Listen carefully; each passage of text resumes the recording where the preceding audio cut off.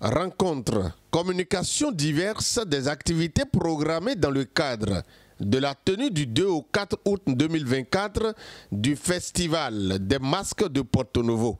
À travers différentes communications, les participants suivent des panels sur des thèmes liés au vaudou. Ici à l'école du patrimoine africain, c'est le colloque scientifique qui est en cours. Des festivaliers trouvent bien réfléchi l'organisation de ce grand rendez-vous culturel. Et quand je parle de l'image du Bénin, il s'agit de l'image visuelle d'abord, par l'embellissement des villes, des centres touristiques, la construction des musées, également, mais également la communication sur tout ce que le Bénin a comme héritage culturel, communiqué sur les grands peintres du Bénin. Il se trouve par exemple que le Bénin a l'un des plus grands artistes peintres du monde, qui est Armand Pascal Nyambossou, qui fut couronné ici icône picturale vivante, mais le Bénin, l'État du Bénin n'a rien fait pour accompagner cela. Or, partout ailleurs dans le monde, lorsqu'on a un grand peintre comme celui-là, on organise des grands événements autour de lui pour que le monde entier sache que voici. Imaginez-vous, une œuvre d'un grand artiste peintre comme Picasso, c'est 500 millions d'euros. La problématique fondamentale est de savoir pourquoi parlons-nous aujourd'hui du vaudou. Sommes-nous en train de nous réapproprier du vaudou? Pourquoi les autres, je veux parler des Occidentaux, pourquoi ne continuent-ils pas de parler de leur Dieu? Est-ce une éternelle remise en cause de notre identité? Alors, je suis en train de me poser la question de savoir, dans 100 ans, un siècle après, de quoi nos enfants allons parler? Donc, tout ceci constitue l'objet de la problématique des 3 jours que nous allons passer ensemble ici. My wife is a voodoo priestess and created in New Orleans a similar event to what happens in Benin called National Voodoo Day.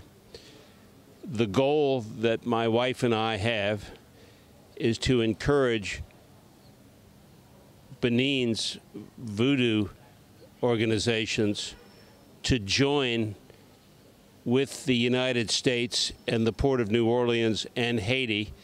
Pour aller donc dans le développement de façon globale, il faut y aller avec la culture. Qu'est-ce que vous pouvez apporter dans le cadre d'une généralisation, d'une globalisation aujourd'hui, lorsque vous n'y allez pas avec quelque chose de chez vous? Vous allez vous perdre. C'est comme l'eau de ruissellement qui s'en va se jeter dans l'océan. C'est pour cela que nous avons dit qu'il faut partir avec notre patrimoine, le patrimoine immatériel qui est le vaudou. Depuis, le gouvernement du président Talon a imposé une dynamique, la dynamique de la promotion du vaudou dans le cadre du tourisme religieux.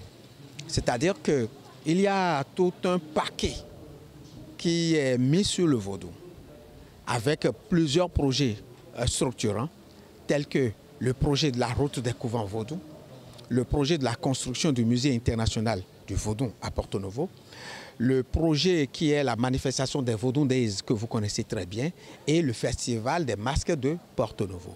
Tout cet ensemble-là permet de connaître davantage le vaudou et d'organiser des manifestations autour, parce que sur le plan universel aujourd'hui, je dis sur le plan universel, parce que le vaudou est une religion qui se pratique dans le monde entier aujourd'hui. Dans la ville capitale, plusieurs lieux sont retenus pour abriter les manifestations.